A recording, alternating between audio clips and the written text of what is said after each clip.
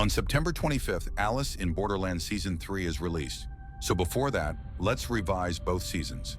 In this video, we'll recap Season 1. Without wasting any time, let's get straight to the point. But before that, make sure you subscribe to the channel if you haven't already. The series begins with a character named Arisu, who is a gamer and spends almost all his time in front of the computer screen. Shortly after, he messages his friend Karubi while leaving the house. Recently, Karub was fired from his job because he was caught in an intimate situation with his girlfriend. Apart from these two, they also have another friend in their circle named Chota, and today he too hasn't gone to work. Now these three meet up and start talking about their life situations. At first they remain serious, but then Karubi lifts Arisu onto his shoulders and starts fooling around in the middle of the road. This causes a traffic jam, and to escape from the police, the three hide inside a metro restroom. But as soon as they enter, the electricity goes out. For a while they stay inside, but then suddenly they realize there is complete silence outside. Pin drop silence. When they come out, they see that the entire city has completely vanished. Every single person is gone except the three of them. Even their phones had no network. The three discuss this strange situation, and Arisu says, "This isn't that bad. Whatever happened is fine. Now it's just the three of us here, completely free. No one to stop us, no worries." But shortly after, a large building lights up, showing a message. The game will soon begin. An arrow shows them which direction to go. They follow it and enter another building. Here, each of them is given a phone, and they also notice two new female participants. Through the phones, they receive instructions. The first game is Dead or Alive, level 3 of clubs. The game is such that, within a limited time, they have to choose the correct door and escape the building. The timer starts at 2 minutes, and with each room, the time keeps decreasing. In the first room, one girl opens a wrong door and is killed instantly. For the second room, Karubi takes the risk and luckily chooses the right door. After that, Arisu starts using his brain, and with his observational and geometrical skills, he opens all the correct doors and leads everyone out of the game. But unfortunately, Chota gets injured here. After this, all of them receive a message on their phones saying they've been given a 3-day visa. Meaning, for the next 3 days, they are completely free, but after that, they must play another game. If they don't, they'll be killed. Now, Arisu and Karuba decide to quickly participate in another game so they can find a doctor to help Chota and extend his time. The next game is Tag. A total of 10 people participate in this game. Here, someone explains, spades mean physical games, clubs mean obstacles, teamwork, diamonds mean intelligence, and hearts mean emotional games. The numbers indicate the difficulty level of the game. This game requires all 10 players to find a button together to prevent the entire building from exploding. But they must do this within 20 minutes while avoiding the taggers, two masked people carrying guns, hunting them one by one. During this game, many players die, and we are introduced to new important characters like Suntaro, Usagi, and Aguni. Finally, after searching for a long time, Arisu finds the button. But when he reaches the room, he learns that the blast can't be stopped with just one button. 2 buttons must be pressed at the same time. Arisu screams for help, and Usagi comes to him. Together, they press the buttons and save the building from exploding. Game complete. As soon as the game ends, Karub hears a voice on a radio communicator found in a dead player's pocket. That dead player was Aguni's friend, and the voice says they must return to the beach. After completing this game, Arisu and Karubi go back to Chota and tell him about the beach. They say they should head there as soon as possible, but Shibuki says that Chota can't walk and their visas are about to expire, so they must play another game quickly. So Arisu and Karube also decide to play the next game as soon as possible to help Chota. But unfortunately, the next game is a hearts game, and in it, only one player can survive. The other 3 will die. The game is hide and seek. Out of the 4, one is chosen as the wolf, and that wolf has to stay hidden from the other 3 players. If the wolf makes eye contact with any player, that player becomes the new wolf.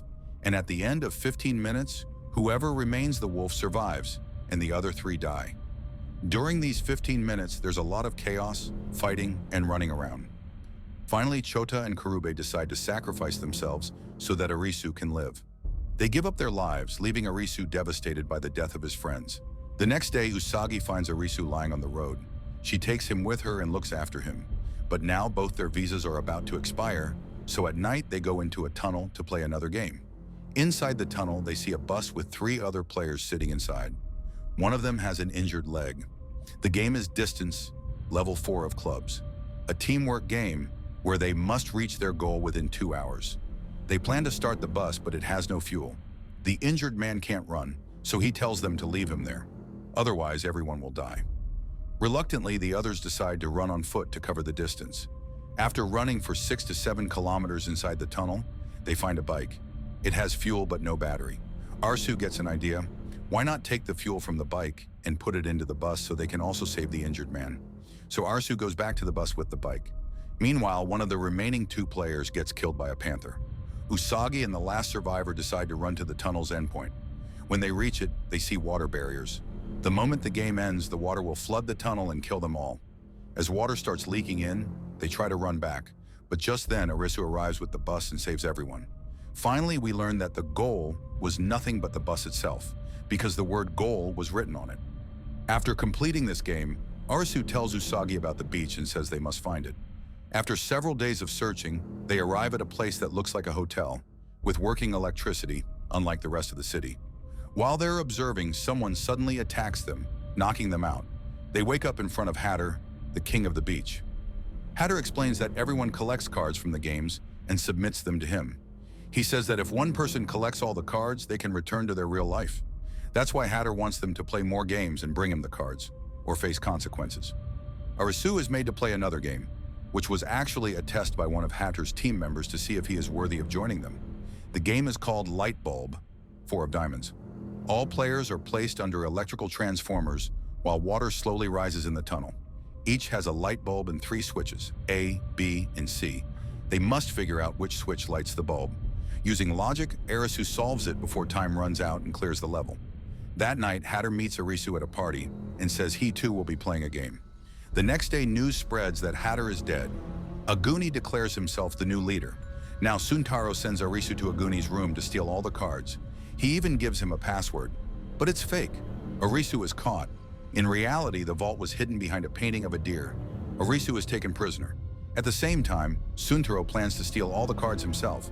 But as he tries to leave the hotel, he discovers that today's game arena is their hotel itself, and all the residents are the players.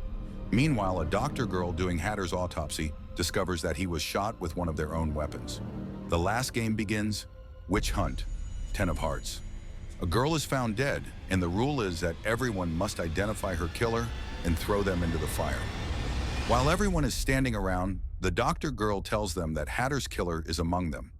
Aguni orders his men to kill everyone and throw them into the fire to secure victory. Arisu finds Usagi, and the doctor girl examines the knife and discovers that the girl had killed her. That means she herself was the witch. On the other hand, Arisu reveals in front of everyone that it was Aguni who killed Hatter. Aguni admits it, saying Hatter had lost his mind in the obsession of the games and could go to any extent. They had been close friends, and Aguni couldn't bear to see him like that, so he killed him. After Hatter's death, Aguni blamed everyone else and started killing them one by one. Arisu then says that the game master is still playing with them, so they remain trapped.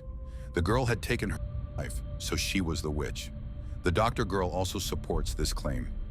Just then, another twist comes. The dead girl's friend reveals that she was actually a game dealer, working with the game masters. The moment she says this, a laser kills her instantly. After all this, one of Aguni's men starts shooting at everyone, but Aguni grabs him and jumps into the fire with him.